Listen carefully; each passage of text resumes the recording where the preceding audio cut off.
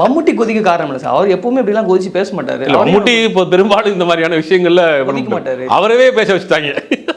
மம்முட்டி பேசுறாரு, பிருத்திவிராஜ் பேசுறாரு. பிருத்திவிராஜ் என்ன சொல்றாரு? பிருத்திவிராஜ் வந்து பேசுற உரிமை இருக்கு, எல்லாருக்கும் பேசட்டும் அப்படிங்கிற மாதிரி அவர் பிருத்திவிராஜ் பேசுறாரு. மம்முட்டி தான் வந்து ரொம்ப ஸ்ட்ராங்காக பேசிட்டாரு.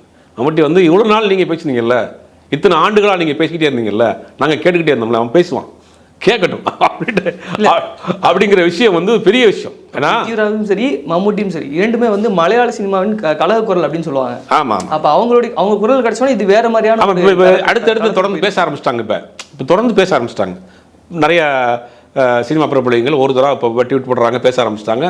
அது பெரிய ஒரு விவாதம் போயிட்டுருக்கு. என்னென்னா ஒரு ஆண்டாண்டு காலமாக வந்து அவனை வந்து ஒரு சாதியை சொல்லி அடக்கி வச்சுருந்தீங்கல்ல, அப்போ நீங்கள் அவனை அடக்கி வச்சுட்டே இருந்தீங்க. அவன் பேசவே கூடாதா? இப்போ கூட பேசக்கூடாதா? இப்போ அவன் பேசுவான், பேசிட்டோம், அவனை விடுங்க.